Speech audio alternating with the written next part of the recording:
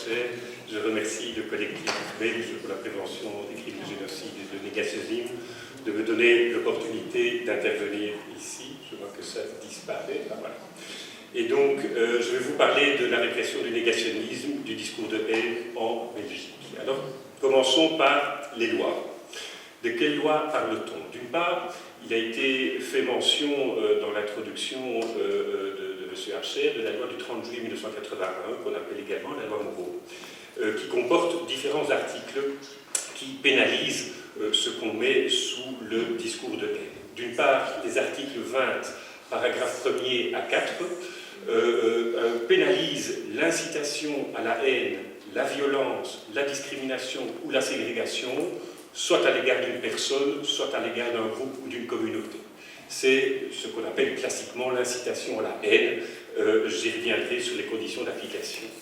L'article 21, qui est spécifique à la loi du 30 juillet 1981, parce que l'article 20, vous le retrouvez également dans la loi antidiscrimination, qui pénalise l'incitation à la haine, la discrimination ou la violence pour d'autres groupes, par exemple les personnes homosexuelles, par exemple sur base des convictions religieuses, par exemple sur base du handicap. Et donc l'incitation à la haine vis-à-vis de toute une série de groupes est pénalisée dans deux lois différentes. Par contre, les articles 21 et 22 sont spécifiques à la loi contre le racisme et sont directement issus de la Convention des Nations Unies visant à l'élimination de la discrimination raciale. C'est d'une part la pénalisation de personnes qui diffusent des idées fondées sur la supériorité ou la haine raciale, ou encore l'appartenance à un groupement ou une association qui, de manière manifeste et répétée, et c'est important de parler de manière manifeste et répétée, prône la discrimination ou la ségrégation fondée sur un des critères protégés. Il faut savoir que ce sont ces deux articles, par exemple, qui ont mené à la condamnation des 3 ASBL du Vlaams Belang à l'époque, en 2004. Ce n'était pas sur l'incitation à la haine, mais à l'appartenance à un groupe qui manifeste de manière répétée la discrimination ou la ségrégation. Il est important de dire que dans certains cas, des propos ou des attitudes qu'on peut qualifier de négationnisme peuvent tomber sous le coup de ces dispositions. Et c'est ainsi que, de manière constante, depuis plus d'une vingtaine d'années, le fait de faire le salut hitlérien tombe sous le coup de la loi de 1981 et pas sous le coup de la loi sur le négationnisme. Et je vais citer ici une décision du tribunal correctionnel d'Anvers du 26 mars 2001 qui estime que le salut hitlérien, le fait de tendre le bras droit, la paume de la main ouverte en direction de la salle du conseil, c'est quelqu'un qui prêtait serment dans un conseil communal, est incontestablement lié à un régime fasciste qui, partant d'une prétendue suprématie d'une race sur une autre, a conduit à la perpétration de toute une série de crimes, parmi lesquels le génocide. Le fait d'effectuer le salut hitlérien ne peut être interprété d'une autre manière que le renvoi vers ces pratiques qui sont considérées comme une incitation à la discrimination, à la haine, à la violence et à la ségrégation vis-à-vis d'un groupe en raison de la race, de la couleur, de l'ascendance ou de la nationalité de ces membres. Et donc, nous avons ici quelque chose qui renvoie à la pratique ou à l'iconographie de l'époque nazie, mais qui est sanctionné par la loi contre le racisme et pas par la loi sur le négationnisme. Et donc il y a cette loi du 23 mars 1995 tendant à réprimer la négation, la minimisation, la justification ou l'approbation du génocide commis par le régime nationaliste allemand pendant la Seconde Guerre mondiale.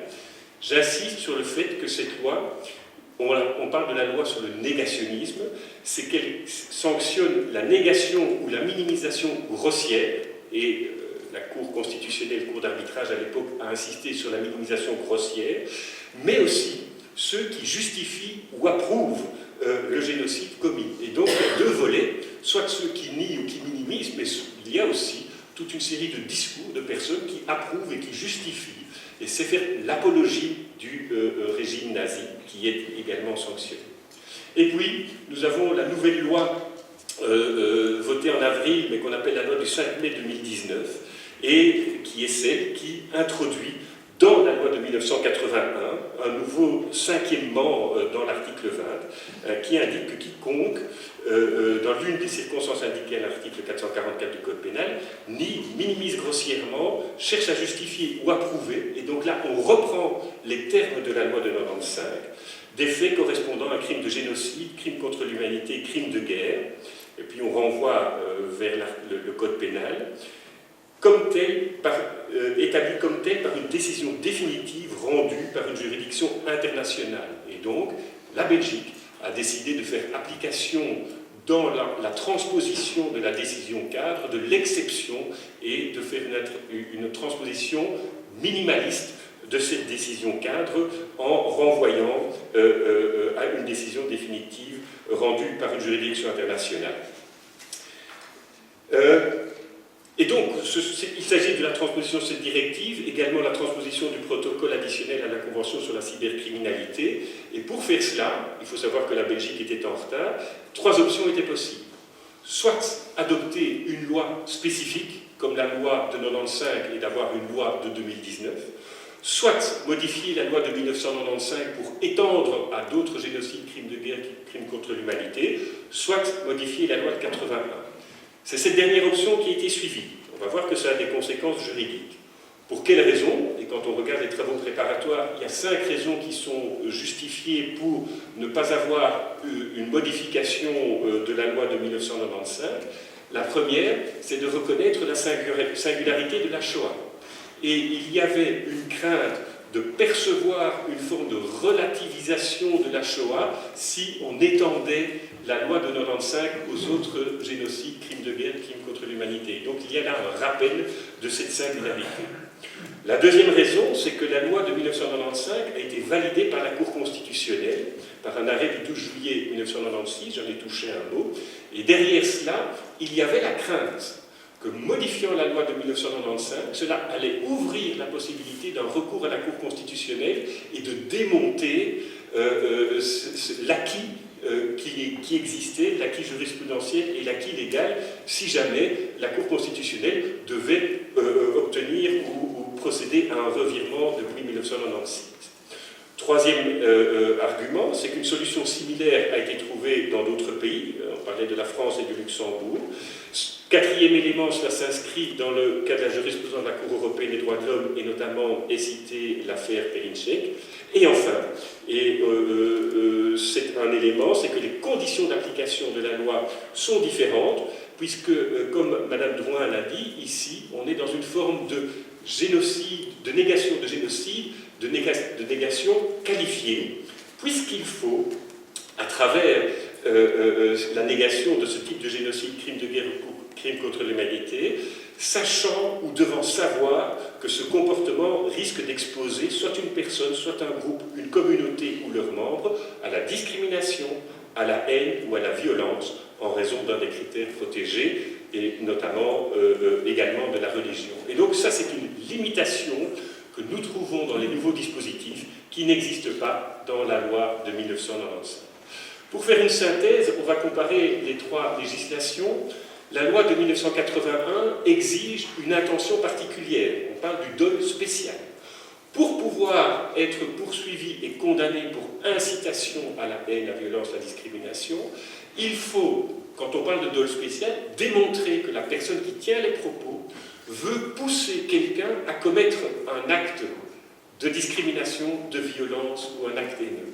Et donc il faut aller chercher et sonder les reins et les cœurs pour pouvoir démontrer qu'il y avait cette intention de pousser quelqu'un à commettre ce type d'acte. C'est ça qu'on appelle le dol spécial. C'est un seuil relativement élevé, et c'est quelque chose qu'on ne trouve pas notamment dans la législation française, où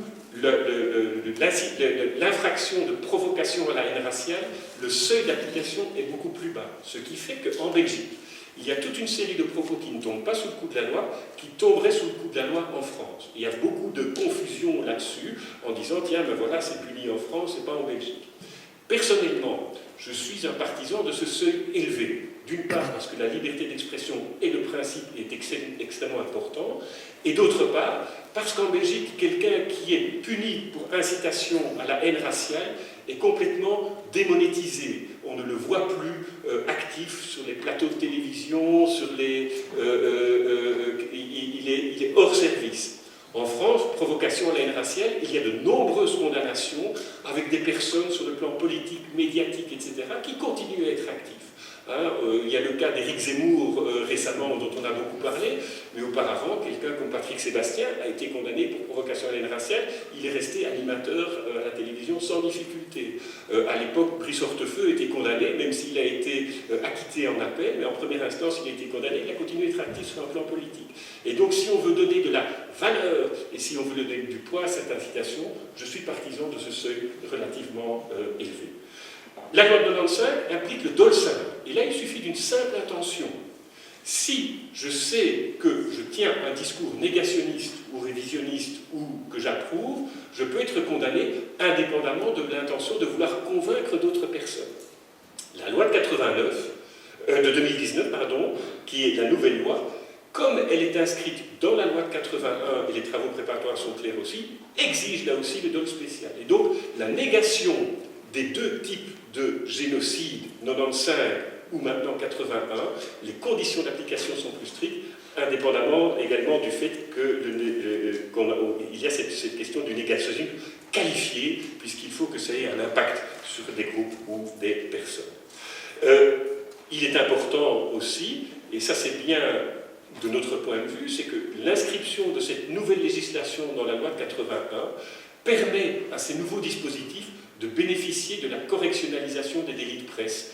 Vous savez que les délits de presse à caractère raciste ont été correctionnalisés en 1999 par une révision de la Constitution, et donc ça permet d'éviter les cours d'assises. Si nous avions une loi spécifique, il n'était pas sûr que cette nouvelle disposition bénéficiait de cette question de la correctionnalisation du délit de presse.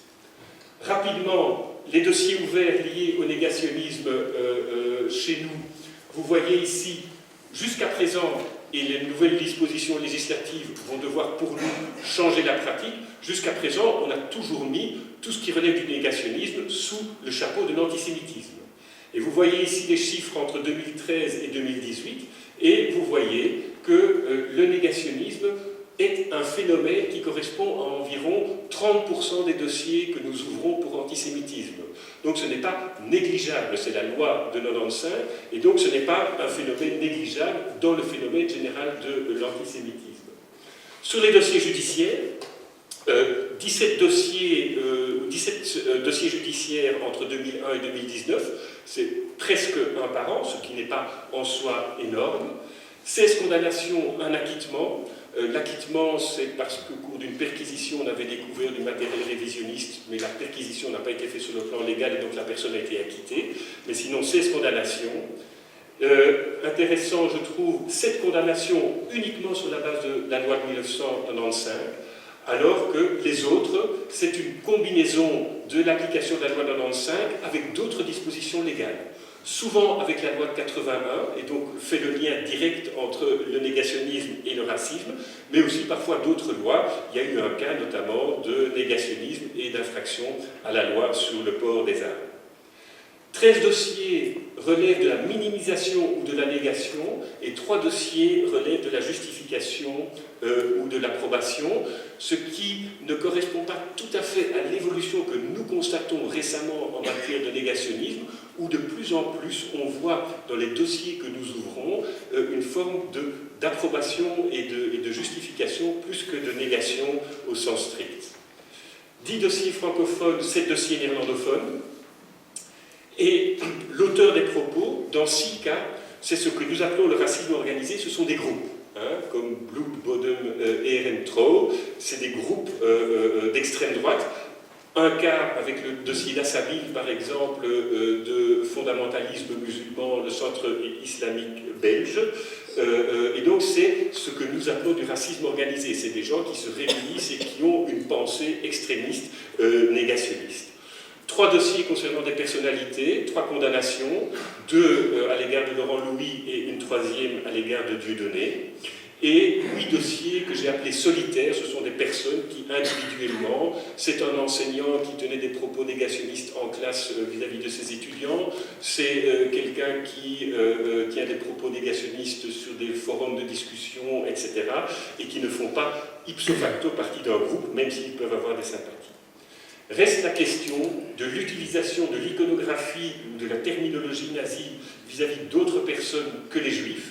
Et là, on constate qu'il y a l'application de la loi de 95, même s'il y a des victimes individuelles qui ne sont pas nécessairement juives. C'est le cas, par exemple, de l'utilisation de croix gammées, de saluts hitlériens ou de propos en disant on va vous envoyer aux chambres à gaz, mais à l'égard de personnes maghrébines ou afro-descendantes, etc.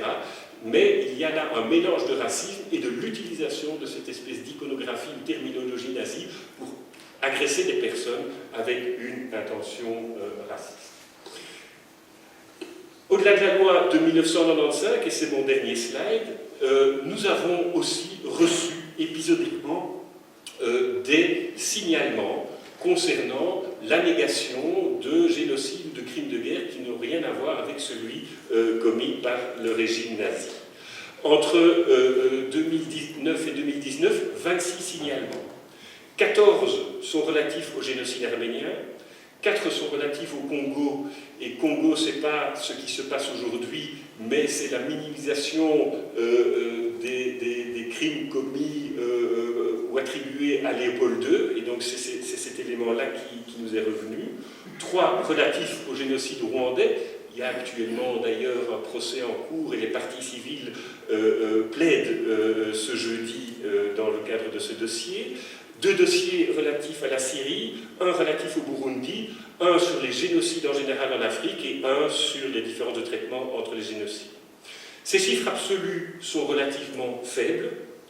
Peu de saisines chez nous, d'abord parce qu'on sait que ce sont des génocides, crimes de guerre, crimes contre l'humanité qui ne sont pas visés par la loi. Donc les gens ne viennent pas chez nous, puisqu'ils savent que la législation jusqu'à présent ne s'appliquait pas. Il n'en reste pas moins que sur ces quelques signalements, plus de la moitié concerne le génocide arménien.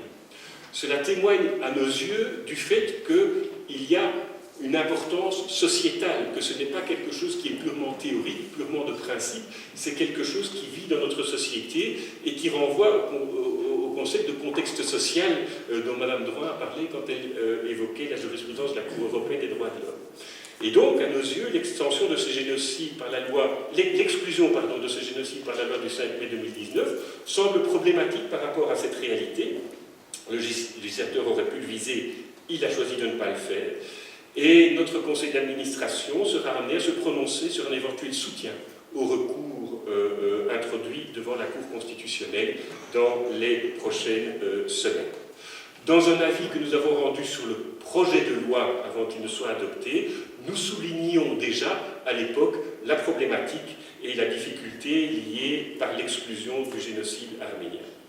Dernière chose, si la loi de 2019 avait été d'application, et je parle ici des dossiers que l'on a sur le génocide rwandais, les seuls signalements concernant ce génocide-là auraient pu tomber sous le coup de la loi. Un examen préliminaire, et pas très approfondi, parce qu'on est resté au niveau du signalement, nous fait penser que dans ces 3 signalements-là, la nouvelle loi n'aurait pas été d'application parce qu'on n'était pas dans ces conditions légales telles qu'elles sont prévues. Je vous remercie de votre attention.